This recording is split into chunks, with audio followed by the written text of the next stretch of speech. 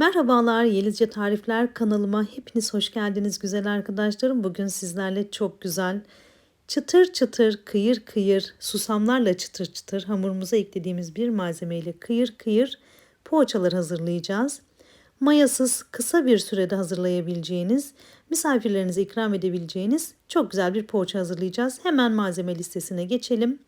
Keyifli izlemeler diliyorum. 2 adet yumurtamı karıştırma, çırpma kabıma aldım. Üzerine 1 su bardağı sıvı yağımı aldım.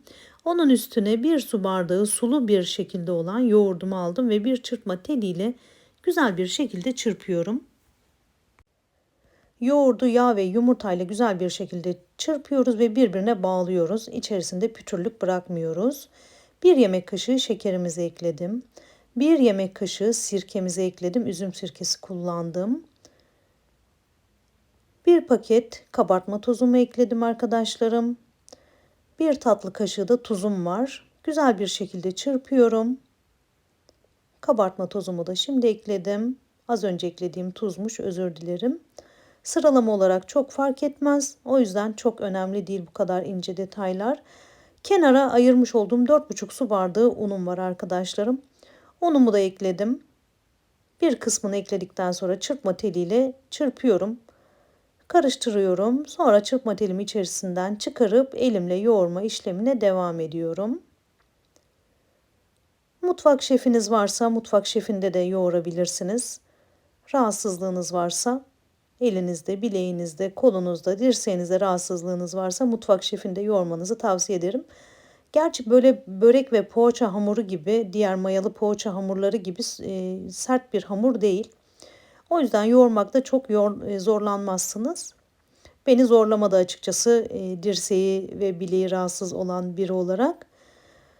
Hamurumuz yağlı güzel bir hamur oluyor arkadaşlar. Yoğurma aşaması çok uzun uzun yoğurmamıza gerek yok. Unu tamamen hamurumuza yedirdiğimizde ele yapışmayan yumuşacık bir hamur elde ettiğimizde yoğurma işlemine ara veriyoruz, bırakıyoruz. Toplamda 4,5 su bardağı un ayırmıştım. Tamamen hepsini de kullanmadım. Şöyle 1 yemek kaşığı kadar unum kaldı arkadaşlar. Hamurumun kıvamını da gösteriyorum. Bakın bir parçada kopardım ve elimde şekil verme aşamasını denedim. Gayet güzel, yumuşacık bir hamur elde ettim. Artık hamurumuz şekil vermek için hazır. 1 su bardağı lor peynirimi, üzerine 1 tatlı kaşığı pul biberimi ve onun üzerine de 1 kase rendelenmiş kaşarımı alıyorum. Onları da bir güzel harmanlıyorum, birleştiriyorum. Detaylı tarifi açıklamalar kısmına, malzeme listesinin açıklamalar kısmına, pardon özür dilerim, malzeme listesinin açıklamalar kısmına yazıyor olacağım detaylı bir şekilde. Oradan da bakarak faydalanabilirsiniz.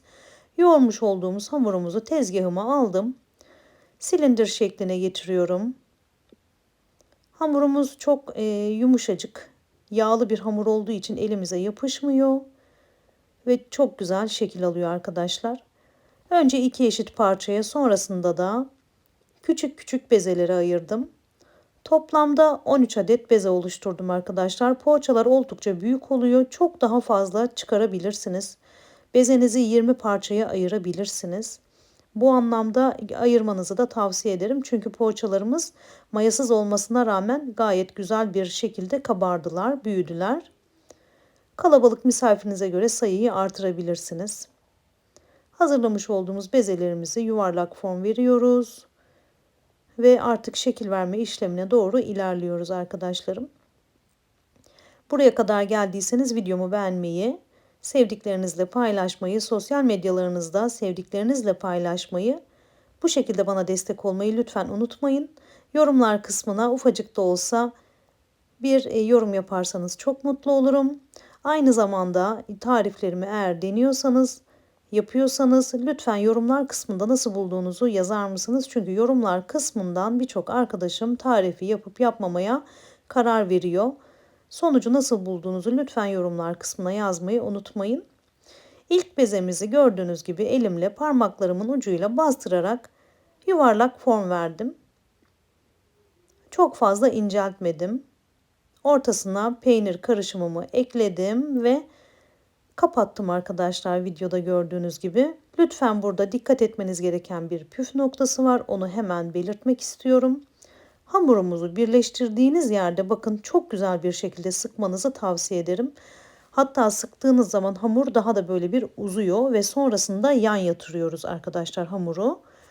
Lütfen bu noktaya dikkat edin, çünkü hamurumuzu pekmezli suya batıracağız. O zaman hamurumuz açılabilir. Benim bir iki tane hamurum bu şekilde açılma yaptı ama ben toparladım. Lütfen siz bu noktaya çok dikkat edin. Önce bu şekilde birleştiriyoruz. Sonrasında birleştirdiğimiz kısmı yan tarafa parmağımızla bakın yaslıyoruz, yatırıyoruz ve poğaçamıza şekil verme işlemini bitiriyoruz. Daha önce de söylediğim gibi poğaçalarımız oldukça büyük oldular. Lütfen siz daha küçük parçalar halinde yapmayı deneyin.